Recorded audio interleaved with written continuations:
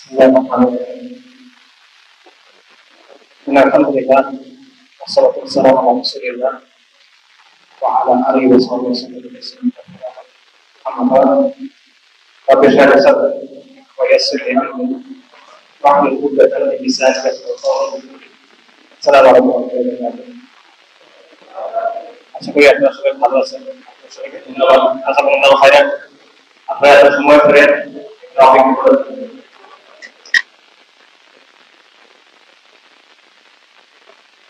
একজন তাবেঈর সাথে সাহাবাদের কথা হচ্ছে। একজন তাবেঈ কয়েকজন সাহাবার সাথে বসে আছেন। তাবেঈরা হলেন ইসলামের সেকেন্ড জেনারেশন। তারা রাসূলুল্লাহ সাল্লাল্লাহু আলাইহি ওয়াসাল্লামকে পাননি। এরা সাহাবাদের ছাত্র। তিনি তখন বলতেছেন, যদি নবী সাল্লাল্লাহু আলাইহি ওয়াসাল্লামের সময় আমরা দুনিয়াতে থাকতাম, তাহলে আমরা তাকে আমাদের পিঠে বহন করতাম। নবী সাল্লাল্লাহু আলাইহি ওয়াসাল্লামের সময়ে আমরা দুনিয়াতে থাকতাম, আমরা তাহলে তাকে আমাদের পিঠে বহন করতাম। এর মানে হলো আমরা তাকে এত সম্মান করতাম, এত কদর করতাম যে তার পায়ে ধুলা লাগতো না, তার পায়ে একটা কাঁটা লাগতো না, তাকে মাটিতে নামতে দিতাম না। অর্থাৎ সাহাবারা বলতেছেন যে আপনারা যতটুকু সমাধান করছেন, আপনারা যতটুকু কদর করছেন, আমরা এর চেয়ে বেশি করতাম। বলছেন যদি কেউ দুনিয়াতে চলন্ত শহীদ দেখতে চায়, সেটা হল তার হাতে রেখে জীবন্ত শহীদ। এবং সাহাবীরা বলছেন যে উহুদের দিন তালহা রাদিয়াল্লাহু আনহুর শরীরে 40টা মতো আঘাত ছিল। একজন বলতেছেন বুখারী শরীফে এটা আছে যে আমি বৃদ্ধ বয়সে তালহা রাদিয়াল্লাহু আনহু যখন বৃদ্ধ বয়স বা আরো অনেক পর তাকে আমি দেখছি এবং ওই হাত দেখছি যে হাতে নবী সাল্লাল্লাহু আলাইহি ওয়াসাল্লামকে রক্ষা করছেন, ওই হাত প্যারালাইজ হয়ে গেছে। অবশ্যই একই সময়ের ঘটনা। আবু তালহা আনসারী সাহাবী,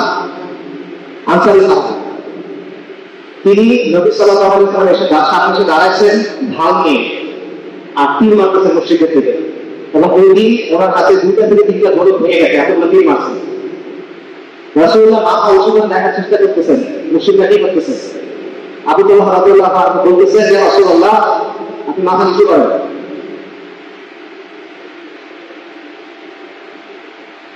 যে রাসূলুল্লাহ আপনি মাথা নিচু করেন, তাতে তীর আপনার গায়ে লাগছে। এটা আপনার গায়ে না লাগলে আমার গায়ে লাগে। ঠিক আছে, আপনি বলে রাসূলুল্লাহ আপনার জন্য আমার পিতা এবং মাথা তুফান হতে আসুন।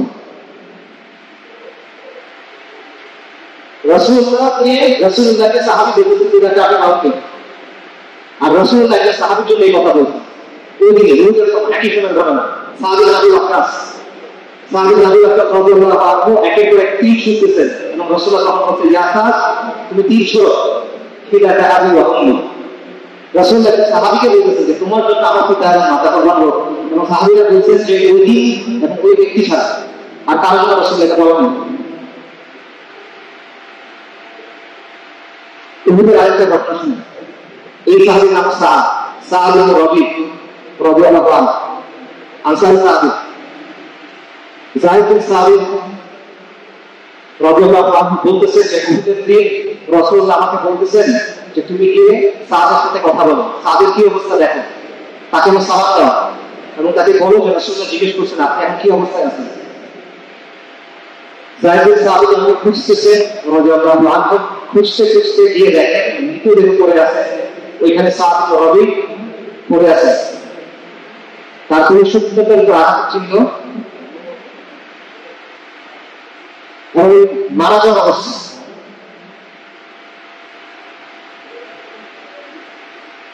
ওনাকে যায়েদ রাদিয়াল্লাহু আনহু বলতেছেন আপনাকে নবী সাল্লাল্লাহু আলাইহি ওয়াসাল্লাম সালাম দিয়েছেন, আপনাকে জিজ্ঞেস করছেন আপনার কি অবস্থা।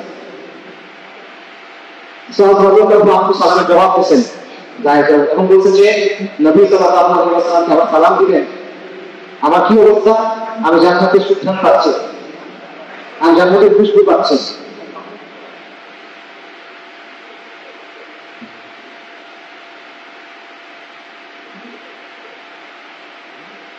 আর আমার দুঃখ আনসারকে বলবেন যে তোমরা বেঁচে থাকা অবস্থায় যদি রাসূলুল্লাহ কিছু হয় তোমাদের চোখে প্রবর্তনা শক্তি আছে।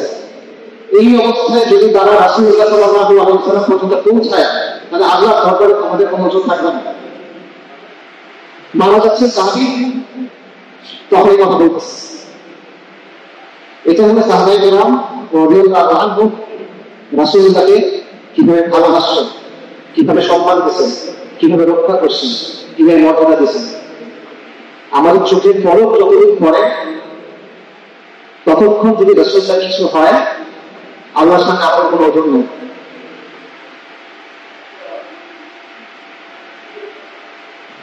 আজকে কি অবস্থা? আজকে রাসূলুল্লাহ সাল্লাল্লাহু আলাইহি ওয়াসাল্লাম আমাদের সাথে নাই, ওনার দিন তো আছে, ওনার উম্মত তো আছে, কোটি কোটি উম্মত না। আজকে নবী সাল্লাল্লাহু আলাইহি ওয়াসাল্লামকে আক্রমণ করা হয়, অবমাননা করা হয়, গালি দেওয়া হয়। এখন আমি আক্রমণই বলতেছি, কারণ এগুলো কোনো একাডেমিক আলোচনা হয় না। ইসলামের শুরু থেকে গাজীদের সাথে তর্ক বিতর্ক হয়েছে যে তোমার ধর্মের এই বিষয়টা আমরা ভুল মনে করি, আমাদের কিতাবে এটা আছে, তোমাদের কিতাবে ওটা আছে। এগুলো হলো এক ধরনের তর্ক, এই তর্ক যেটা কাফারা করে, এটা সমস্যা না। নবী সাল্লাল্লাহু আলাইহি ওয়াসাল্লামকে ব্যক্তি আক্রমণ করা, এটা ক্রমাগত হয়ে যাচ্ছে আজকে আমাদের সমাজে। আমরা কি করবো? এগুলো নতুন কিছু না, আজকে থেকে 100 বছর আগে ঘটনা ঘটছে। আপনারা জানেন গাজী ইউসুফের নাম আপনারা শুনছেন, আব্দুল্লাহ খানের নাম শুনছেন, আলী আহমেদের নাম শুনছেন। রাহিমাহুল্লাহ ব্রিটিশ শাসনের সময় মুশরিক কুফার নবী সাল্লাল্লাহু আলাইহি ওয়াসাল্লামকে অবমাননা করছে, গালি দিচ্ছে, তাকে আক্রমণ করছে। তখন মুশরিকরা এটা প্রতিবাদ করছে, ওলামায়ে কেরাম আন্দোলন করছে এবং তারা রাজা সরকারের কাছে গিয়ে বলছে যে আপনারা এটা বিচার করেন। বিচার হয় না, কারণ কাফের এবং কুফরি নিজাম কখনো এটা বিচার করবে না, তাদের কাছে এটা কোনো অপরাধ না, তারা এটা বিচার করবে না, বিচার তারা করে না। তখন কি হয়েছে? তখন এই আল্লাহ বান্দা, এই গাজী কর্তী, এই আব্দুল্লাহ এই আলেম আহমেদ, তারা এই শাসনের রাসূলদেরকে হত্যা করছে আন্দোলনে। এবং কি হয়েছে? তাদেরকে ওই আইন, যে আইন ছিল সেই আইনে তাদেরকে বিচার করা হচ্ছে, তাদেরকে মৃত্যুদণ্ড দেওয়া হয়েছে। এবং আজকেও এক্স্যাক্টলি সেই জিনিসটা হচ্ছে। আমাদের সমাজে বারবার নবী সাল্লাল্লাহু আলাইহি ওয়াসাল্লামকে আক্রমণ করা হচ্ছে, অবমাননা করা হচ্ছে, গালি দেওয়া হচ্ছে।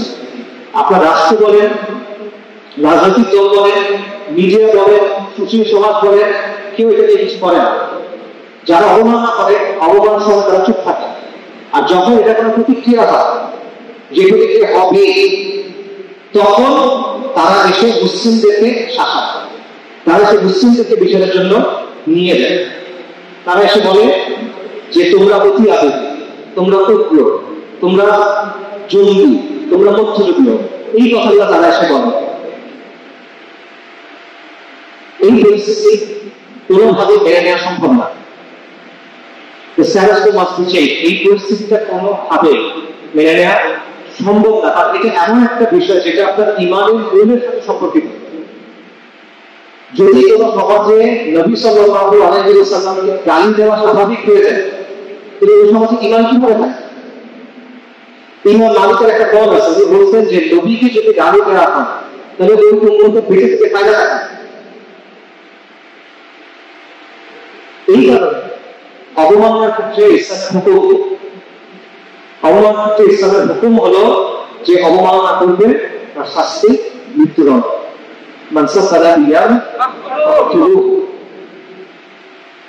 এটা অনেক অনেক বড় অপরাধ। কিরকম বড় অপরাধ? আল্লাহ ইসলামকে যদি কেউ গান দেয় না, এটাও খুব বড়। কিন্তু এই ক্ষেত্রে কার তওবা করার সুযোগ আছে। কিন্তু যদি নবী সাল্লাল্লাহু আলাইহি ওয়াসাল্লামকে গালি দেওয়া হয়, তাহলে তার তওবা গ্রহণ করা হবে কিনা, এটা নিয়ে ইখতিলাফ আছে। ইমাম মালিক বলছেন, তাকে বলা হয়েছে যে কেউ যদি গালি দেয় তাহলে তাকে হত্যা করতে হবে। যদি তওবা করতে চায়, তিনি বলছেন তাকে তওবা করার সুযোগ দেওয়া হবে না। তার তওবা বিষয়ে তার আল্লাহর সাথে আমরা সুযোগ করি। ইমাম আহমেদ রাহিমাহুল্লাহ বলেছেন, এটা নিয়ে বিস্তারিত আলোচনা আছে। শাইখুল ইসলাম ইবনে তাইমিয়া রাহিমাহুল্লাহ আস-সারিম আল-মাসলুল আলা শাতির রাসূল বিস্তারিত আলোচনা আছে। তো এই যে মৃত্যুদণ্ড শাস্তি, এই শাস্তিকে প্রয়োগ করবে শাসক, প্রয়োগ করবে মুসলিম শাসক।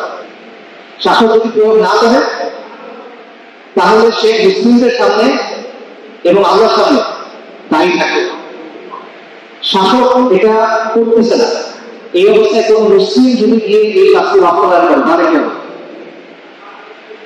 সে অপরাধ করছে? সেগুলো অপরাধ করে না, কারণ সে ওই কাজটা করছে যেটা শরীয়তের সুস্পষ্ট বিধান, যেহেতু এটা বাস্তবায়ন করছিল না সে এই বাস্তবায়ন করে দিচ্ছে, এর জন্য এই কাজটার জন্য তার শাস্তি হবে না, সে এটাকে মেনে ফেলছে এর জন্য তার কখনো শাস্তি হবে না, সে একটা প্রশংসিত কাজ। তবে শাসক চাইলে সে কিন্তু শাসকের কাজটা নিজে আর করাই করে ফেলছে, এই জন্য ডিসিপ্লিনারি অ্যাকশন দিতে পারে, তাকে ফাইন করতে পারে বা হালকা টাকা দিতে পারে, এটা তাকে মেরে ফেলার কারণে মেরে ফেলার কাজটা সমস্যা নেই, সমস্যা হলো এটা শাসকের করার পরিবেশ।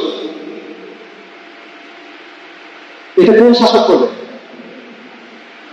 এটা করবে ওই শাসক যে আল্লাহ শরীয়তে শাসন করে, যে কোরআন এবং সুন্নাহতে শাসন করে। এটা ওই শাসক না যে ব্রিটিশদের আইনকে শাসন করে, এটা ফিরিঙ্গিদের আইনকে শাসন করা সাদা চাকরির লোকের জন্য না, এটা ফিরিঙ্গিদের আইনকে শাসন করা বাদা চাকরির লোকের জন্য না। ইসলামের শরিয়াতে যে শাসন করে আর গায়রুল্লাহর আইন দিয়ে যে শাসন করে দুজন সমান না, ইসলামের শাসক আর তাগুত সমান না। কিন্তু এই যে বিষয়টা যে শাসকের শাস্তি হলে তাকে হত্যা করা হবে এবং প্রয়োজনে মুসলিমরা নিজের হাতে এই দায়িত্ব তুলে নেবেন, এই জিনিসটা পশ্চিমারা বোঝে না এবং আমাদের সমাজে যারা সেকুলাররা আছে, আমাদের সুশীল সমাজ আছে, এরাও বোঝে না বা বুঝতে চায় না। কেন চায় না? একটা সময় মানে এটা না চাওয়ার কারণ কিন্তু দিন আছে, তাদের দিন একটা আপনাদের, তাদের জন্য একটা আপনাদের একটা, এটা পশ্চিমের জন্য সত্য, সেকুলারের জন্য সত্য। একটা সময় পশ্চিমে জীবনের ক্ষেত্রে ছিল ধর্ম, তাদের ধর্ম, এটা তাদের একটা সবচেয়ে গুরুত্বপূর্ণ বিষয় ছিল। পরবর্তীতে নানা কারণে তাদের সমাজে তাদের শাসনে ধর্মের গুরুত্ব কমে গেল। তাদের কাছে এখন সবচেয়ে গুরুত্বপূর্ণ হলো মানুষ, মানুষ সবকিছু তৈরি, মানুষ সবচেয়ে গুরুত্বপূর্ণ, মানুষ মাপকাঠি, মানুষের মানদণ্ড, সবার উপর মানুষ সত্য তাহার উপর না। এই জন্য দেখে পশ্চিমের রাস্তায় কেউ যদি ঈসা আলাইহিস সালাম বা মারিয়াম আলাইহিস সালাম তাদেরকে অপমান করে, তাদের ব্যাপারে গালি দেয়, নাউজুবিল্লাহ, তখন ওদের কিন্তু শাস্তি হয় না, এটা কিন্তু অপরাধ। কিন্তু যদি মানুষের কোনো অংশকে গালি দেয় তখন একটা শাস্তি দিতে পারে। ঝড়ের যাদের গায়ের চামড়া কালো তাদের কিন্তু যদি বর্ণবাদী কোনো মন্তব্য করে অথবা ইহুদিদের বিরুদ্ধে যদি কোনো মন্তব্য করে সেটা কি বলা হয়? অ্যান্টিসেমিটিজম। যদি কালো চামড়ার মানুষের বিরুদ্ধে কিছু বলা হয় তখন কি বলা হয়? এটা রেসিজম, বর্ণবাদ। যদি এই যে সমকামী বা বিভিন্ন যৌনতার লোকজন যারা আছে তাদের বিরুদ্ধে বলা হয় তখন বলে এটা হোমোফোবিয়া, মানবাধিকার বিরোধী কথা। অর্থাৎ মানুষের বিরুদ্ধে বললে সেটা যেন তারা বিচার করে এই জিনিস বলে তারা এটা অপরাধ হিসেবে বলতে পারে, এটা শাস্তি হতে পারে। অল্প কয়েকদিন আগে আমেরিকান ইউনিভার্সিটির কিছু ছাত্রদের ভিসা বাতিল করে দেওয়া হয়েছে, কারণ তারা ইসরায়েলের বিরুদ্ধে কথা বলছে। মানুষের বিরুদ্ধে কথা বললে তারা একটা শাস্তি দিবে। কিন্তু এই তারা যাকে তারা ইবাদত করে, মারিয়াম আলাইহিস সালাম যাকে তারা ইবাদত করে, তার বিরুদ্ধে বললে তারা এটাকে অপরাধ মনে করে না। কেন? কারণ তাদের মানদণ্ডটা বদলাই গেছে। তাদের কাছে সবচেয়ে গুরুত্বপূর্ণ বিষয় দিন না, তাদের কাছে সবচেয়ে গুরুত্বপূর্ণ বিষয় হলো মানুষ। আর মুসলিমদের ক্ষেত্রে পুরো বিষয়টা উল্টা। আমাদের জন্য সবচেয়ে গুরুত্বপূর্ণ বিষয় হলো তাওহীদ এবং রিসালাত। আমাদের আত্মপরিচয় বলেন, আমাদের অস্তিত্ব বলেন, আমাদের দিন বলেন, সবকিছু ফিরে হলেন আল্লাহ এবং তার সাথে রাসূল সাল্লাল্লাহু আলাইহি ওয়াসাল্লাম। আমাকে আপনি গালি দেন, আমি এটা মেনে নিতে পারবো। আমার পরিবারকে আপনি গালি দেন, এটাও হয়তো মেনে নিতে পারবো। আপনি আমাকে আক্রমণ করেন, এটা আমি মাফ করে নিতে পারবো। কিন্তু নবী সাল্লাল্লাহু আলাইহি ওয়াসাল্লামকে আক্রমণ করা হবে, এটা অন্য কোনো মানতে পারবে না। এটা উম্মতের অস্তিত্বের সাথে এমন ভাবে জড়ে আছে যে উম্মতের পক্ষে এটা মেনে নেওয়া সম্ভব না। পুরো দুনিয়ার মুসলিমদের রক্ত, জান, মাল, সম্মান একসাথে রাখেন, নবী সাল্লাল্লাহু আলাইহি ওয়াসাল্লামের শানকে একসাথে রাখেন। ভারী কোনটা? এটা ভারী, সবসময় এটা ভারী, এটা কোনো তুলনা হতে পারে। কিন্তু এই বিষয়টা তারা বুঝতে চায় না। কেন মানতে চায় না? দেখেন, অপরাধ যদি গুরুতর হয় তাহলে মৃত্যুদণ্ড হতে পারে, এটা তার মানে বুঝে। কোনো অপরাধ যদি যথেষ্ট গুরুতর হয় তাহলে তার শাস্তি মৃত্যুদণ্ড হতে পারে, এটা তারা মানে কি? মানে না। যদি এক্সট্রা অর্ডিনারি সিচুয়েশন তৈরি হয়, অস্বাভাবিক একটা সিচুয়েশন তৈরি হয়েছে, এই অবস্থায় ব্যক্তি আইন নিজের হাতে তুলে নেবে, এটা তারা মানে কিনা? মানে। তার মানে মৃত্যুদণ্ড তার সমস্যা নেই, ব্যক্তি নিজের হাতে আইন নিবে, এটা তার সমস্যা নেই। সমস্যা কি?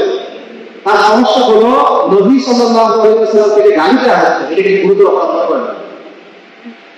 এবং নবী সাল্লাল্লাহু আলাইহি ওয়াসাল্লাম থেকে গালি দেওয়া হচ্ছে, এটা যে একটা এক্সট্রাঅর্ডিনারি সিচুয়েশন, এটাকে মানে পার্থক্য এই যায়।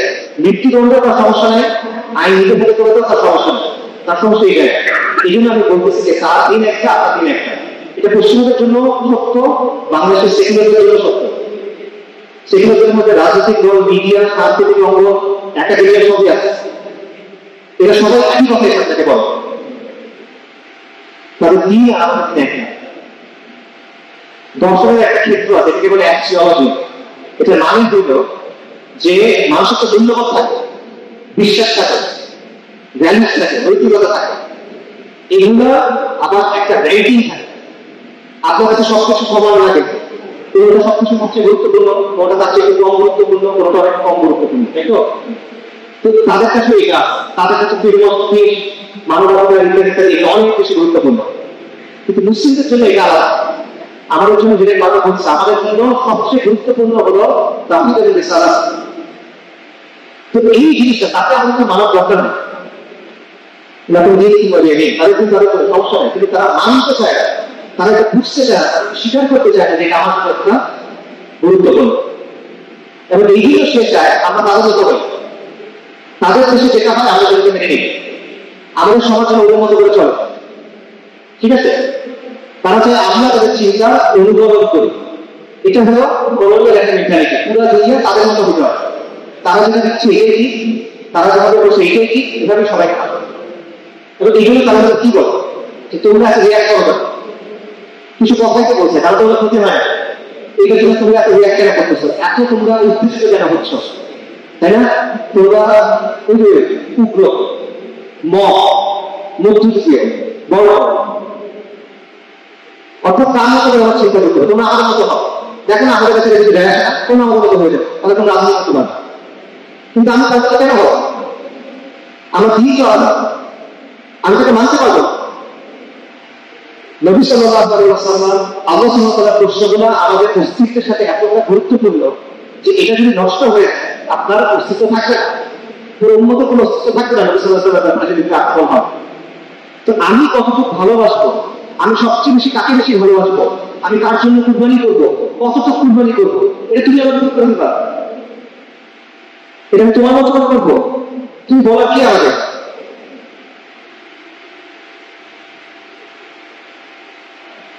এই জন্য এই ব্যাপারটা তারা মানতে চায়। মানুষের সেকুলারদের কথা, মানুষের রাষ্ট্রের কথা, বাংলাদেশের আইন আদালতের কথা, বাংলাদেশের মিডিয়ার কথা, তারা এটা মানতে রাখে না। কিন্তু তারা কিন্তু অবমাননা বুঝে। দেখেন জাতীয় পতাকা, আদালত, সংবিধান, এগুলো অবমাননা হয় না? জাতীয় পতাকার কিছু হুকুম আসলাম আছে, নিয়ম আছে, এরকম করে বানাইতে হবে, এইভাবে ধরতে হবে, এভাবে রাখতে হবে, যেকোনোভাবে ইউজ করতে পারবেন না, অবমাননা হবে। আদালত অবমাননার জন্য বারবার দেখে মানুষকে এগিয়ে দেয়, শাস্তি দেয়। ৭১ চেতনা, জুলাইয়ের চেতনা, এই চেতনায় আঘাত লাগলে অবমাননা হয়, শাস্তির কথা বলে না? শহীদ মিনার, স্মৃতিসৌধ, এগুলো হুকুম আসলাম আছে, ওখানে গিয়ে যা ইচ্ছা তাই করতে পারবে না, কিছু ডিসিপ্লিন মেনে চলতে হবে। অর্থাৎ এই বিষয়টা পবিত্র, এগুলো অবমাননা হতে পারে, অবমাননা থামাইতে হবে, এটা তারা বুঝে। নবী সাল্লাল্লাহু আলাইহি ওয়াসাল্লামের ক্ষেত্রে তারা এটা বুঝে না। তো সেদিনের ব্যবস্থা যে বিষয়টা হয়েছে সেটা হলো তারা কিছু জিনিসকে পবিত্র মনে করে, তারা শুধু ধর্মনিরপেক্ষ না, পবিত্রতা তারা অন্য জায়গায় নিয়ে গেছে। তাদের কাছে জাতীয় পতাকা পবিত্র, তাদের কাছে সংবিধান পবিত্র, তাদের কাছে আদালত পবিত্র। এই যুদ্ধে আপনারা অনেকে নাম শুনছেন, সমাজ বিদ্রোহের জনকের একজন বলা হয়, উনি বলতেছেন যে স্বাধীনতা, জন্মভূমি, পতাকা, এই বিষয়গুলো পবিত্র হয়ে উঠছে কখন? ফরাসি বিপ্লবের পর। আমেরিকার আরেক সমাজ বিদ্রোহী গেছে রবার্ট ব্যানার, উনি বলতেছেন দেশ, জাতি, জাতীয় প্রতীক, জাতীয় মুক্তি, এই বিষয়গুলোকে আজকাল এত বেশি ভক্তি করা হয়, এত বেশি শ্রদ্ধা করা হয়, এগুলোকে এমন ভাবে এগুলোর সাথে ট্রিট করা হয় যে এগুলো একটা ধর্ম হয়ে গেছে। সিভিল রিলিজিয়ন বলতে, আমেরিকান সিভিল রিলিজিয়ন, নাগরিক ধর্ম, এটা উনি বলতেছে। সেকুলার একাডেমিকরা বলতেছে। অর্থাৎ পবিত্রতা তারা বুঝে, অবমাননা তারা বুঝে, তারা থামাইতেও চায়, কিন্তু শুধুমাত্র তাদের যেটা তাদের পবিত্র, যেটা তাদের কাছে পছন্দ, সেটা তারা থামাতে চায়। নবী সাল্লাল্লাহু আলাইহি ওয়াসাল্লাম সেটা তারা চায় না। অথচ তাদের জায়গা থেকে এটা থামানোর অনেক যুক্তি আছে। যেমন তারা বলে বাক স্বাধীনতার কথা, কিন্তু বাক স্বাধীনতা কখনো নিরঙ্কুশ না, বাক স্বাধীনতা সবসময় সীমা থাকে। মনে করে একটা অন্ধকার সিনেমা হলের ভিতরে কেউ চিন্তা করলো আগুন আগুন করে, কি হবে? মানুষ ভয় পেয়ে সবাই বের হওয়ার চেষ্টা করবে, তখন কি হবে? স্ট্যাম্পিং হবে, মানুষ পায়ের নিচে পিষে মারা যাবে, এরকম অনেক ঘটনা আছে। তো এখন কেউ যদি অন্ধকার সিনেমা হলের ভিতরে আগুন আগুন করে চিৎকার করে, তারপর তাকে যখন ডাকা হবে তুমি কেন করলাম, সে যদি বলে বাক স্বাধীনতা মানবে, তারা মানে না। আপনি যদি আমেরিকার যারা আফ্রিকান আমেরিকান বলা হয়, কালো চামড়ার যারা, তাদের এলাকায় গিয়ে, তাদের পাড়া মহল্লায় গিয়ে তাদেরকে নিগ্রো বলো বা নিগ্রে বলো, তখন তারা পিঠে মেরে ফেলতে পারে, তারা তাদের মানুষ মেরে ফেলতে পারে। কেন? কারণ এই ডাকটা তাদের জন্য একটা গান, এটার সাথে অনেক বড় একটা ইতিহাস জড়িত। যখন তারা এই কথাগুলো শুনে, এটার একটা ভায়োলেন্ট প্রতিক্রিয়া হয়, সহিংস প্রতিক্রিয়া হয়, এবং এই বিষয়টা আমেরিকান আইনে তারা মানে।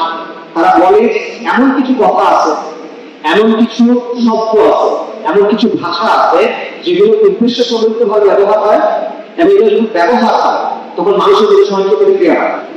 এবং এই কারণে সংবিধানের মধ্যে বাক স্বাধীনতার যে সুযোগ আছে, এই কথাগুলো সেখানের মধ্যে ঘুরবে না।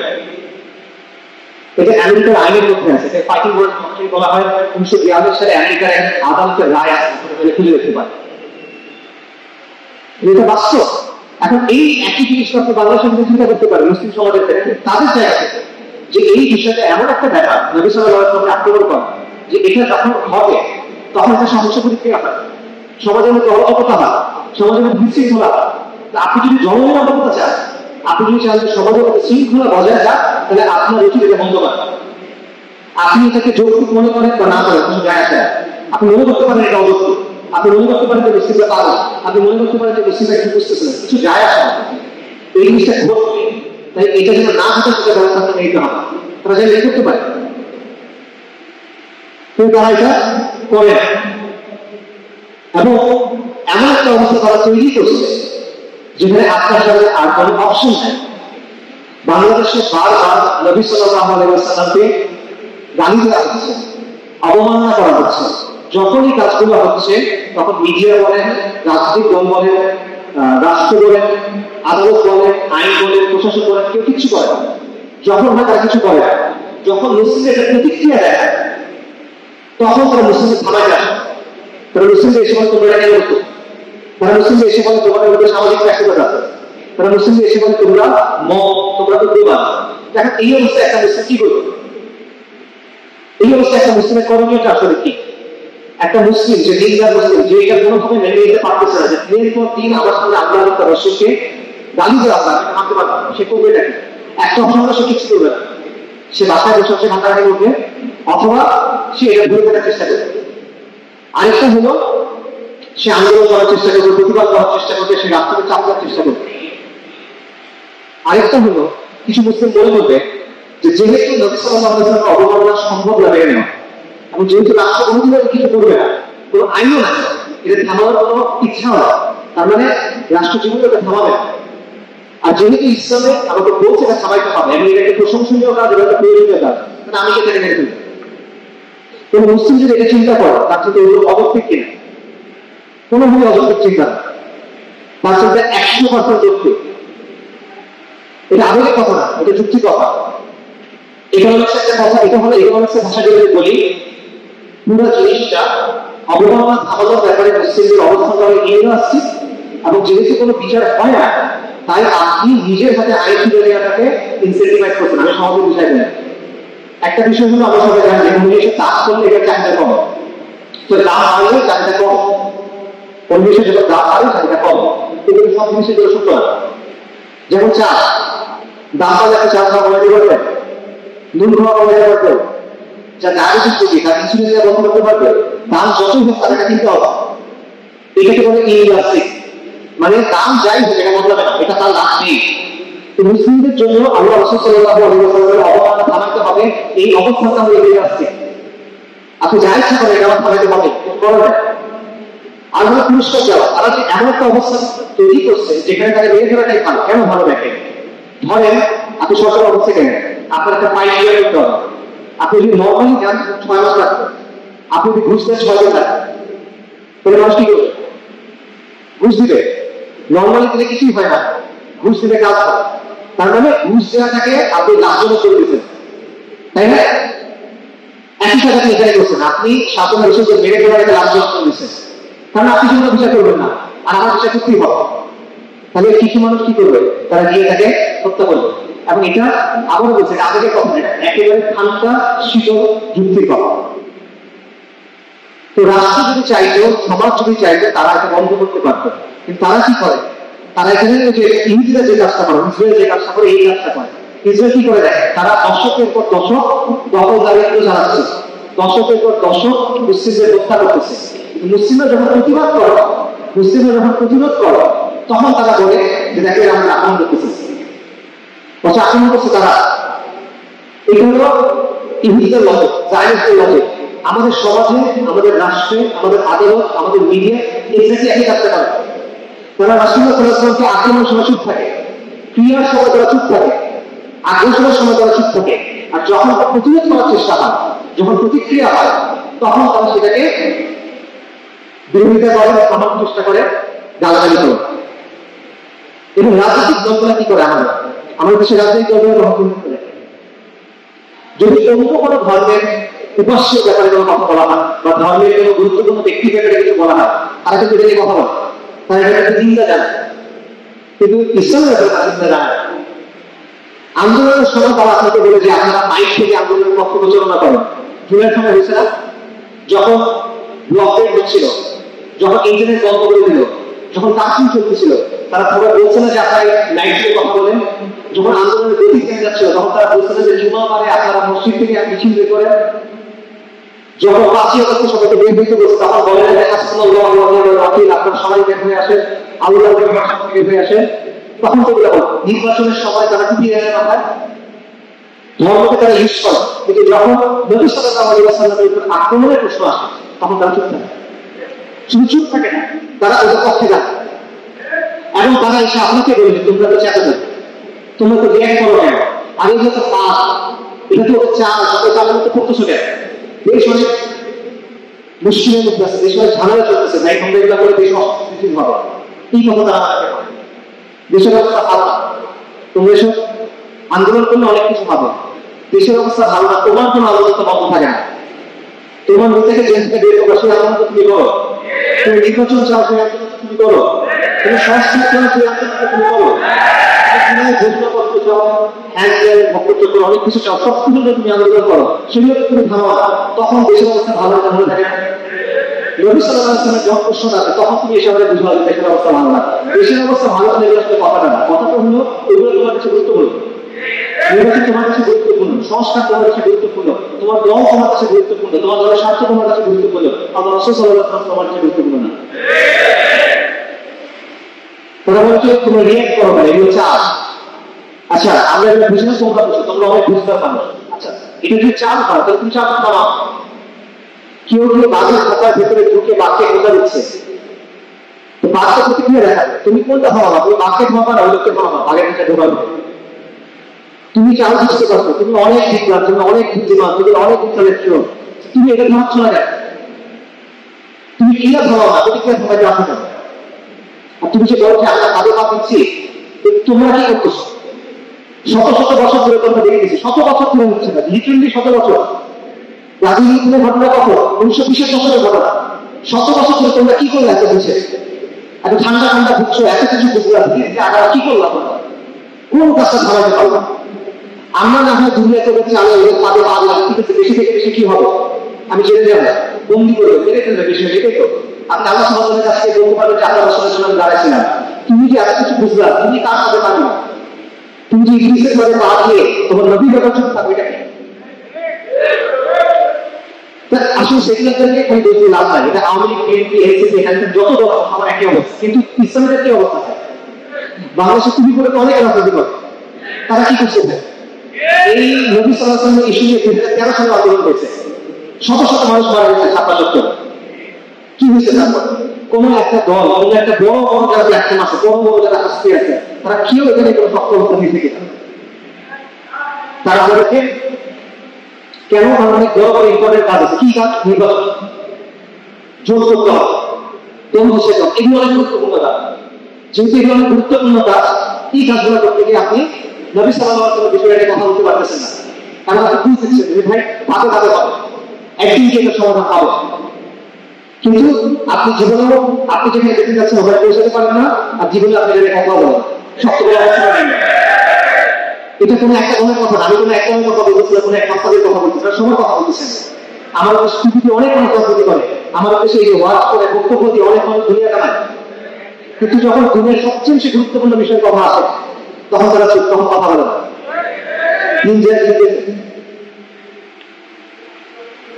এই ছিল সমস্যা। মূল কারণটা করবেন, মূল কারণটা হলো গায়রুল্লাহ রায়, মূল কারণটা হলো সেকুলার শাসন ব্যবস্থা। এই জিনিসটাকে সবাই মেনে নিচ্ছে, এই জিনিসটার ভেতর থেকে সবাই কাজ করতে চায়, এই কারণে তারা এটা নির্দেশ করতে পারে। কারণ এটার মতো চিন্তা করতেছে, কাছেরা শিখাই গেছে যে এটা গুরুত্বপূর্ণ না, সেকুলাররা মনে বুঝছে, সেকুলাররা মুখস্থ করে দিচ্ছে এটা গুরুত্বপূর্ণ না, সেকুলারদের কাছ থেকে ইসলামিক রাখা শিখছে যে ভাই এটা এখন চুপ করবো, পরে একসঙ্গে এটা কাজ হবে, একই তো হবে। তার কাছে এক নম্বর প্রায়োরিটি না, এইগুলো বাস্তবতা। তো যতদিন পর্যন্ত এই সেকুলার ব্যবস্থা থাকবে, এই গায়রুল্লাহ রায় থাকবে, এই কুফরি নিজাম থাকবে, আলটিমেটলি নবী সাল্লাল্লাহু আলাইহি ওয়াসাল্লামের অবমাননার যে বিষয়টা, যেটা আমাদের কাছে সবচেয়ে প্রিয় যে বিষয়, সবচেয়ে গুরুত্বপূর্ণ যে বিষয়, এটা কোনো সমাধান হবে না। যতদিন পর্যন্ত এই কুফরি নিজাম থাকবে, আল্লাহর বিধান আসা থেকে আসলে কোনো মূল সমাধান নাই। এর আত্মচল কি হবে, এগুলো ঘটনা যখন করবে ওরা দেখবে নিজস্ব থাকবে। আর বড় বড় যেসব ইসলামিক প্ল্যাটফর্ম আছে, দল আছে, তাদেরকে দেখে যে তোমরা এখানে চুপ থাকো, তোমরা নির্বাচনে ফোকাস করো, নির্বাচনে এইটা হবে সেটা হবে, আসো আপনাদের কি কি করা ইত্যাদি ইত্যাদি, তারা এখানে চুপ থাকবে। এবং যেহেতু কেউ কথা বলবে না, মিডিয়াতে এই বিষয়গুলো আসবে না, জাতি এখানে আলোচনা করবে না, রাস্তায় এখানে কথা বলবে না, তাই কিছু মানুষ এখানে আন্দোলন প্রতিবাদ করবে, কিন্তু একসময় এটা পরে ভুলে যাবে। এটিতে ঘটতেছে তাই আমি নিজেকে দেখতেছি 2013 সালে থেকে 2025 সাল 12 বছর ধরে দেখতেছি কোন পরিবর্তন হয়নি, একই জিনিস ঘটতেছে বারবার। ব্রিটিশ রাজ থেকে শুরু করে পাকিস্তানের সময় বলেন, বাংলাদেশের সময় বলেন, একই জিনিস চলমান, চলতেছে চলতেছে চলতেছে, কোনো শেষ নাই। আর কত কারণটা হলো এটা কোনো একটা দলের বিষয় না, এটা আওয়ামী লীগের বিষয় না, আমি এগুলো বন্ধ হয়ে যাবে না, এটা কোনো দলের বিষয় না, এটা সেগুলো শাসনের বিষয়, সেগুলো চিন্তার বিষয়, সেগুলো চিন্তা এই বিষয়টাকে হালকা করে দেখা। এটা সমাধান কি? দীর্ঘমেয়াদের সমাধান ইসলামের শাসন, এটা ছাড়া আপনার সমাধান নয়। কিন্তু তার আগে এই ইসলামের শাসন দীর্ঘমেয়াদের শাসন, আপনার সবাই এটা মানে মনে তামান্না আছে, কিন্তু বাস্তবতা সময় লাগবে। 2 বছরের মধ্যে আস্তে আস্তে আপনি মনে করেন না, 10 বছর 20 বছর 15 বছর যে সময় লাগবে, তার আগ পর্যন্ত আপনি কি করবেন? তার আগ পর্যন্ত আপনার সঙ্গে বারবারই ঘটনা ঘটবে, আপনি চুপ করে থাকবেন, কিছু করবেন না। আপনার হাতে অপশন কি আসলে? অপশন সীমিত, 4টা অপশন আছে। একটা হলো কিছু না করা, একটা হলো রাষ্ট্রের কাছে বিচার চাওয়া, একটা হলো নিজে বিচার করা, একটা হলো প্রতিবাদ করা, আন্দোলন করা। এই 4টা কাজে আপনার অপশন নেই, আমার জানা আছে না। প্রথম দুটো কোনো অপশন না, মুমিনের জন্য প্রথম দুটো কোনো অপশন না। ওই মুমিন নবী সাল্লাল্লাহু আলাইহি ওয়াসাল্লামের উপর এভাবে আক্রমণ হচ্ছে, গালি হচ্ছে, এটা চুপ করে থাকতে পারবে, তার নিশ্চয় করার সুযোগ নাই। আর দ্বিতীয়টা, যদি কেউ করে তার মস্তিষ্ক বিকার করতে, কারণ এই শাসন ব্যবস্থা 100 বছর এটা বিচার করে নাই, আরো 100 বছর পরে এটা বিচার করবে। তাকে বারবার তার কাছে আপনি বলতেছে তোমার বলে বড় দরকারি, দেখো বিচার চাচ্ছি, বিচারটা হবে, এর কাছে বিশ্বাস করেন, আপনি করতে পারেন, আমি এটা বিশ্বাস করতে রাজি না। তাহলে আপনার তো অপশন হলো 3-4, আপনি ঈদের বিচার নিজের করবেন, অথবা আপনি সমাজে এমন প্রেশার ক্রিয়েট করবেন যাতে ওরা বাধ্য হয় এটা চেষ্টা করতে। এটা মানে কিছু নাই, এবং এটার মধ্যে নিজের হাতে বিচার করা এটাই শ্রেষ্ঠ। মুহাম্মদ রাদিয়াল্লাহু আনহু যেটা করছেন এটাই শ্রেষ্ঠ। এই বাস্তবতা যখন ইসলামী শাসন থাকে তখন ভিন্ন কথা, কিন্তু তাগুতের উপরে আপনি ইসলামী শাসনের বিধান আরোপ করতে পারেন না। 100 বছর ধরে বিচার করেন, আপনি আমাকে এই বিষয়ে বুঝতে লাভ নাই যে আপনি এইভাবে বিচার করছেন, সে বিচার করবেন। কাজেই বিচার করা যে যদি কেউ এটা করে তারা আমাদের আদর করে, তারা প্রশংসিত। তবে এখানে একটা বাস্তবতা বুঝতে হবে, এই কাজটা কতজন মানুষ করে? ঐতিহাসিক বাস্তবতা হলো এই কাজটা 1% মানুষ করে না। তো বাকি যারা আপনারা আছে, আপনার মধ্যে যারা করেন আলহামদুলিল্লাহ আপনারা করেন, কিন্তু বাকি যারা আছে তারা কি করে? তাদের কর্ম চালান। তাদের এমন ভাবে সমাজে তার চাপ তৈরি করতে হবে যাতে করে সে একটা সিদ্ধান্ত নিতে বাধ্য হয়। তাকে বুঝাইতে হবে যে দেখো তুমি আর আমি একটা দেশে আছি না, এটা জাহাজের মতো। এখন যদি নবী সাল্লাল্লাহু আলাইহি ওয়াসাল্লামকে গালি দেওয়া হয়, এটা মানে হলো এই জাহাজে আগুন জ্বালানো যায় না। এখন আগুন যদি জ্বলে, জাহাজ যদি পুড়ে, তাহলে আমি বলবো না তুমিও বলবা, তুমিও বলবা। এই বিষয়টা আপনাকে বোঝাতে হবে। এই ধরনের প্রেশার আপনার তার উপর ক্রিয়েট করতে হবে যাতে করে সে বাধ্য হয় যে এইভাবে আপনাকে সাহায্য করতে হবে। সে চাইবে না, তাকে আপনি বাধ্য করা হবে। এবং এটা একদিনে হবে না ভাই। এইখানে হলো সবার প্রশ্ন করলাম, সবার কথা বললাম, আমাদের নিজেদের দেশের কথা বলি। এই যে কাজটা, এই কাজটা একদিনে হয় না ভাই। আপনি যে এরকম প্রেশার ক্রিয়েট করবেন, রাষ্ট্র হলো একটা দানব, রাষ্ট্র হলো একটা দানবীয় শক্তি। এই শক্তির বিরুদ্ধে জনগণকে নিয়ে আপনি একটা শক্তি তৈরি করবেন, যেটা তৈরি করে আপনাকে চাপ দেবেন। এটি তো করবেন, এটি তো আন্দোলন। এই আন্দোলন আপনি বছরে 15 বার বাইরে করার মিছিল করে এটাতে পারবেন না। দুনিয়াতে 100 মিটার দৌড়ে ওয়ার্ল্ড চ্যাম্পিয়নকে, ওয়ার্ল্ড রেকর্ড না উসাইন বোল্ট, আপনি কি মনে হয় সে দৌড়ে এসে করেছে প্রথম, নাকি এখানে এসে বছর বছর প্র্যাকটিস করছে? সে বছর বছর প্র্যাকটিস করছে। দুনিয়াতে সবচেয়ে ভালো ফুটবলাররা আছে, আপনার কি মনে হয় ওনারা খেলাধুলা খেলতে যাবে নাকি? যুগের পর যুগ প্র্যাকটিস করতেছে। একটা আর্মি যখন লড়াই করে কয়দিন ধরে? 1 দিন, 2 দিন, 1 মাস, 2 মাস ট্রেনিং করে কয়দিন? বছরের পর বছর নাকি? তো এটা তো আছে। আপনি কোনো একটা জিনিস আগে নয় পিছনে হঠাৎ করে আপনি আসছেন, আপনি মিছিল করছেন, আন্দোলন করছেন, আপনি মনে করছেন যে আপনাকে এসে ফিরিয়ে দিতে তাহলে আলাদা যাবেন, এরকম না। এরকম তো কোনো হয় না। আপনি মনে করেন একটা জমি আছে, সুন্দর জমি আছে, আপনি বাড়ি বানাবেন, আপনি বছরে 10 বার ট্রাক ভর্তি এগিয়ে আসেন, তারপর এই ছুড়ে ছুড়ে ফেলেন সেখানে, তাহলে তৈরি হবে? তৈরি হবে না। আপনি একটা ডিজাইনের উপরে তৈরি করতে হবে, ধারাবাহিক কিছু কাজ করতে হবে। আপনি জমিতে যান বছর 10 বার গিয়ে এখানে পিলার বানান, 10 বার গিয়ে পিলারই বানান, আর কিছু করেন না। আগের কাছে করেন না, পরের কাছে করেন না, বিল্ডিং দাঁড়াবে। তো আপনি যদি একটা ওই সক্ষমতা অর্জন করতে চান যে আপনি এইরকম প্রেশার ক্রিয়েট করবেন, এটি হলে যদি হবে না। একটা আন্দোলন শুরু থেকে নিয়ে শেষ করার জন্য অনেক কিছু করতে হয়। প্রথমে আপনার স্পষ্ট দাবি লাগে, আপনার স্পষ্ট স্ট্র্যাটেজি লাগে যে আপনি কি চান, কাকে চাপ দিবেন, কিভাবে দিবেন, কর্মসূচি লাগে, ধারাবাহিক কর্মসূচি লাগে। গত মাসে একবার করছিলাম, 3 মাস পরে আবার, এটা তো আন্দোলন না নয়, ধারাবাহিক কর্মসূচি লাগে। ধীরে ধীরে আন্দোলনের কর্মসূচির ইন্টেন্সিটি বাড়াতে হয়, এসকেলেশন বাড়াতে হয়, তীব্রতা বাড়াতে হয়, বয়ান তৈরি করতে হয় যে আমরা এই কাজটা করতেছি, এই কাজটা ঠিক, তোমাদের এই কাজে আসতে হবে। মানুষকে জনসম্পৃক্ত করতে পারে। আপনার আন্দোলনের সাধারণ মানুষকে আপনি আনেন নাই, সে তো মুসলিম, সে তো আসবে, তাকে বুঝে নেবেন, আপনি বুঝান নাই কেন? আপনি নিজের মানুষের জন্য সন্তুষ্ট আছেন, হবে না? জনসম্পৃক্ত আপনার অর্জন করতে হবে। আপনার ডিসিপ্লিন আছে, ফ্লেক্সিবিলিটি আছে। এই জিনিসপত্রগুলো রাতারাতি তৈরি হবে না, লম্বা সময় ধরে আপনার তৈরি করতে হবে। শুধুমাত্র আপনি একটা ইস্যু ভিত্তিক আন্দোলনের চিন্তা করতে পারবেন না। একটা ইস্যু ভিত্তিক আন্দোলনের যে সম্পর্ক, তারা সফল হয় যারা আগে থেকে এই জিনিসগুলো শিখছে, যারা আগে থেকে এই জিনিসগুলো করছে, যারা আগে থেকে এই সক্ষমতা অর্জন করছে। এটা ছাড়া করতে কোনো এটা পারবে না, এটা সম্ভব কিনা আপনাকে মনে করে এটা সম্ভব। একটা ইস্যু হবে, আমরা সবাই বাজার দোকানে যাবো, বা আপনাদের এখানে বড় মসজিদ আছে, ওখানে গিয়ে আপনারা আন্দোলন করবেন, বিশাল মিছিল হবে, সরকার কাছে মামলা দিলে কেস হবে, শেষ। আবার একটা ইস্যু হবে, আবার করবেন, আবার হবে, আবার শেষ। এগুলো সমাধান হবে আপনার। একটা আন্দোলন কিভাবে শুরু থেকে শেষ পর্যন্ত যায়, এটার উদাহরণ আমাদের চোখের সামনে আছে। তোদণ্ড শুরু থেকে কি দিয়ে ছোট একটা কোথা দিয়ে, কিন্তু যখন সে ধারাবাহিকভাবে কাজ করছে, ধারাবাহিক কর্মসূচি দিচ্ছে, এক্সপ্লেনেশন করছে, জনগণকে সম্পৃক্ত করছে, বয়ান তৈরি করছে, এবং তাদের যখন এক নির্দিষ্ট প্রতিক্রিয়া করছে, তখন কি হচ্ছে?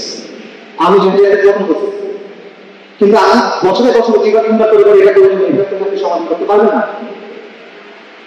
তো এই জিনিসটা করতে হবে। আপনি এগুলো কোনো কিছু না করে আপনি আশা করবেন যে আমি রাস্তায় নামবো আর আমাকে আমার হাতে এসে দিয়ে যাবেন, এই জিনিসটা হবে না। এই রাস্তাটা বন্ধু না, এই রাস্তাটা সত্য। এই রাস্তা আপনার পূর্বপুরুষদের বন্দি করতে, হত্যা করছে। আপনার যত আসামি আছে, স্নাইগানের থেকে শুরু করে, পৃথিবী থেকে শুরু করে, হরাইজেন থেকে শুরু করে, ওলামায়ে দেওবন্দ থেকে শুরু করে, ওলামায়ে আহলে হাদিস থেকে শুরু করে, যত আসামি আছে তাদেরকে এই রাস্তা কি করছে? আদর করছে, হত্যা করছে, জেলে পাঠাচ্ছে, টর্চার করছে। তো আপনি কেন মনে করছেন সে আপনার বন্ধু? সে কখন আপনাকে এগুলো দিবে না? তাছাড়া এগুলো যখন বলা হয় তখন ভাইরা ভাইরা ভাই কেউ তো উদ্যোগ নেয় না, কেউ তো দায়িত্ব নেয় না, ভাই কেউ তো কাজ করে না। এটা আপনার জন্য ওজোর, এটা আপনার জন্য ওজোর। আপনি আল্লাহ কাছে কেউ দায়িত্ব নেন, আপনি বুঝছেন আপনি কি করছেন, আপনি কাজ করেন না কেন?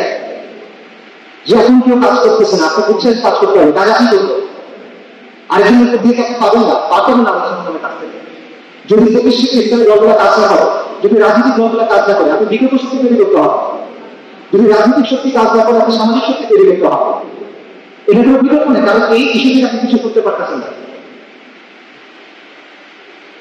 তো এইখানে আছে আমাদের সমস্যা। আমাদের সমস্যা হলো কি, যে আমরা ধারাবাহিকভাবে কাজ করতে চাই না, আমরা সুশৃঙ্খল ভাবে কাজ করতে চাই না, আমরা ডেডিকেটেড ভাবে কাজ করতে চাই না। আমরা চাই যে একদিন আমি মিছিলে যাবো, গলা চিল্লাচিল্লি করবো, গলা ভেঙে যাবে ওই দিন, আমার পায়ে চেষ্টা করবো ওই দিন, তারপর আমি বাসায় এসে থাকবো। আমাদের সমস্যা আমরা করতে দিতে চাই না। আমাদের সমস্যা আমি মুখাফির হবো, আমি বক্তা হবো, আমি নেতা হবো, রাইট? আমার ইচ্ছিভাবে আছে, আমার মাত্র সবার কাজ করতে হবে। আমরা ধারাবাহিকভাবে কোনো কাজ করতে চাই না।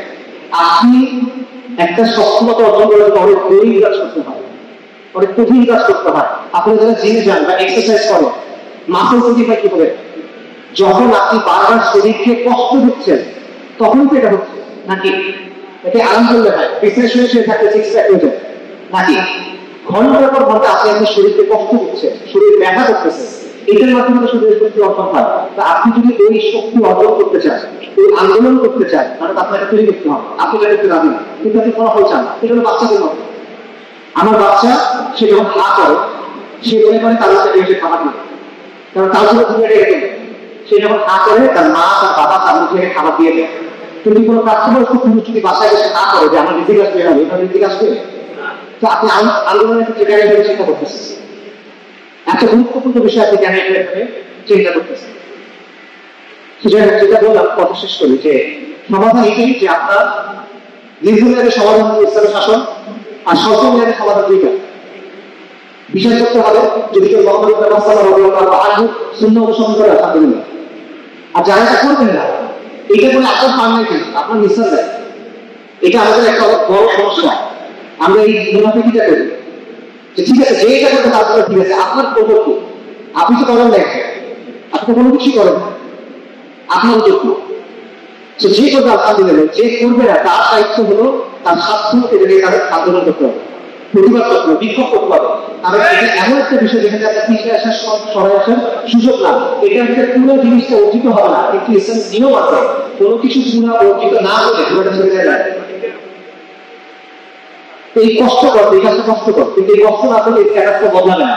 আপনি বড় হবেন, আপনার চুলে কাজ হবে, আপনি বাসে আপনার পরিবার পরিবার ফিরিয়ে থাকবেন, আর আপনার সমাজে নদী সরাসরি গালি দেওয়া হবে না। তো এইগুলো যদি কষ্ট না করে, আর কিছুর জন্য কষ্ট করবে। তুমি আকিস আসলে বলার নেই, এটা পর্যন্ত কেউ না বসে আর কিছু বলার নেই। আমি আপনাদের কিছু কথা মনে করাই দিই, এই মানুষটা কে, যার নামে কাজগুলো আপনি করবেন।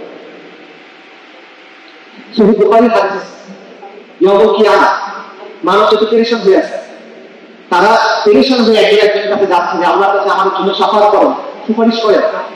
মানুষ প্রথমে যাবে আদম আলাইহিস সালামের কাছে, গিয়ে বলবে যে আপনি তো মানুষ তো প্রথম, আমরা শুধু আপনার সন্তান, আপনি আল্লাহ আপনি আল্লাহর কাছে সুপারিশ করেন, আল্লাহ আমাদেরকে আমরা যেন আপনার সুপারিশ করেন। আদম আলাইহিস সালাম বলবেন আমি আজকে আমার নিজের ব্যাপারে ভীত,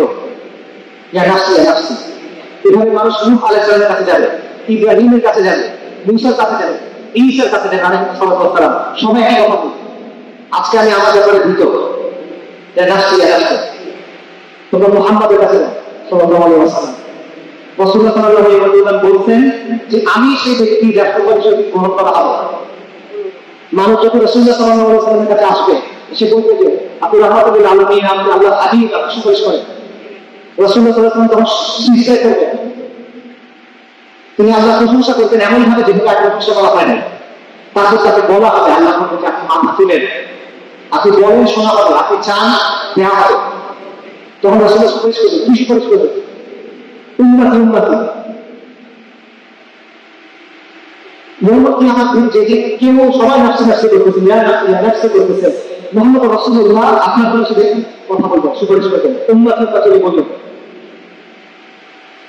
ইবনে হিব্বানের হাদিস আছে, আয়েশা রাদিয়াল্লাহু আনহা, আয়েশা রাদিয়াল্লাহু আনহা বলতেছেন যে একদিন আমি রাসূলুল্লাহ সাল্লাল্লাহু আলাইহি ওয়াসাল্লামকে দেখলাম, তিনি খুব খুশি, ওনার মনটা খুব ভালো।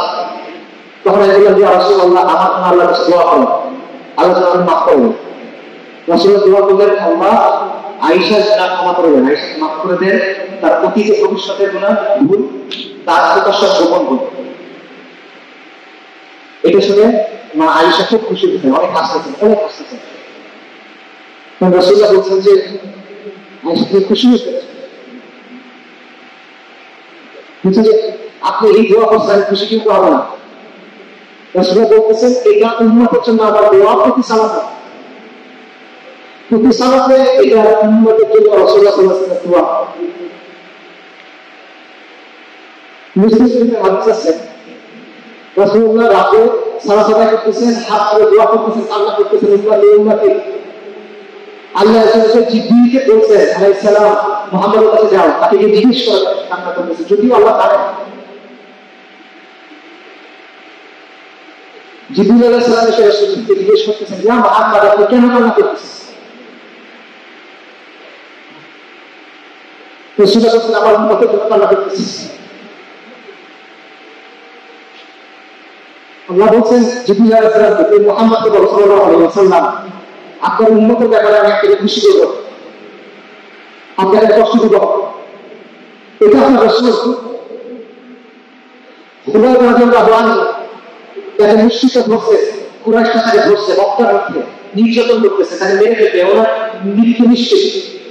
তাকে কুরাইশ এসে জিজ্ঞেস করতেছে, খুবাইব ভালো হতো না যদি মুহাম্মদ তোমার জায়গায় থাকতো, আর তুমি তোমার বাসায় থাকতা, তোমার থাকি সাথে আরাম-আয়েশ করতা। খুবাইব রাদিয়াল্লাহু আনহু বলছেন, আল্লাহর কসম রাসূলুল্লাহ সাল্লাল্লাহু আলাইহি ওয়াসাল্লামের পায়ে একটা কাঁটা ফুটতো, এটা চেয়ে আমার এখন খারাপ হচ্ছে কেউ।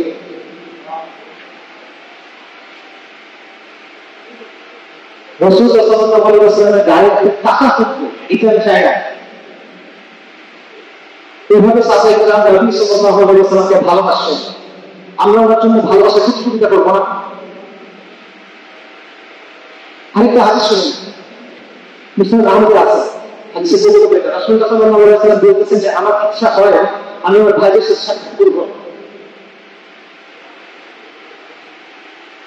সাহাবীরা বলতেছেন আমরা ভাইয়া, আমরা কি একটা ভাই নেই?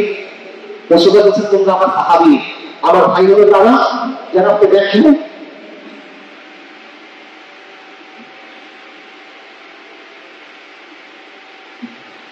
আমার ভাই হলো তারা যারা আমাকে দেখি নাই কিন্তু তারা আমার দুর্মান আছে।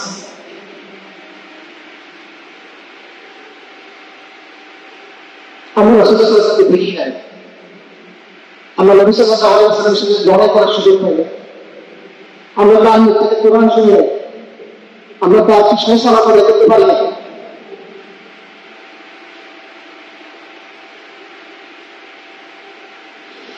আমরা শুধু শুনছি, কিন্তু আমরা ওনাকে এইভাবে ভালোবাসতেছি।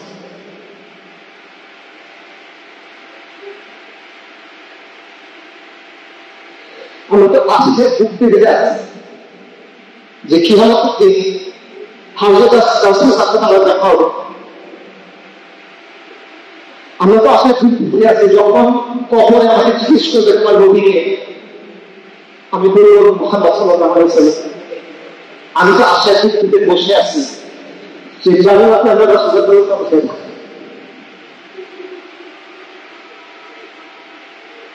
এই মানুষের জন্য করবেন الماهي الحاشر العقيد النبي الرحمة النبي المرحمة سيد المرسلين خاتم النبيين الصادق الأمين محمد صلى الله عليه وسلم।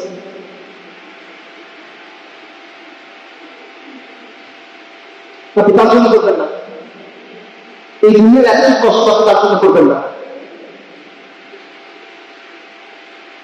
আল্লাহ রাসূল আপনার যদি নিরাপদে থাকি, আর নবী সাল্লাল্লাহু আলাইহি ওয়াসাল্লামের পায়ে একটা কাঁটা ফোটার মতো একটা জিনিস হয়, আমাদের উচিতটা কি? সাহাবা নবী রাদিয়াল্লাহু আনহু কথাটা বিশেষ করে আল্লাহ যেন আমাদেরকে তার সাথে উন্নতি দেয়। সাহাবা কি বলছে? মৃত্যুতে যখন পড়ে আছেন, শরীরে ৭০টা বেশি আঘাতের চিহ্ন, মৃত্যু সন্ধি করে মারা যাবে, তাকে জিজ্ঞেস করা হচ্ছে রাসূল আমাকে পাঠাইছেন, আপনার ব্যাপারে জিজ্ঞেস করছেন আপনার কেমন লাগতেছে? তখন বলছে রাসূল আমার সালাম দিবেন। আমি জান্নাতের খুশবু পাচ্ছি। আর আমার দুঃখকে বলবেন, আমার ভাইদেরকে বলবেন, আনসারদেরকে বলবেন যে তোমরা বেঁচে আসো আর নবী সাল্লাল্লাহু আলাইহি ওয়াসাল্লামের ক্ষতি হয়েছে, তোমরা বেঁচে আসো, তোমার চোখের পলক পড়তেছে আর রাসূলুল্লাহ আক্রমণ হচ্ছে, এটা যদি হয় আল্লাহ এসানের সাথে তোমাদের প্রয়োজন নেই।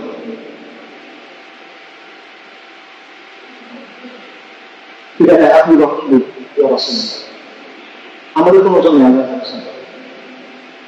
আল্লাহ সালাম আলাইকুম।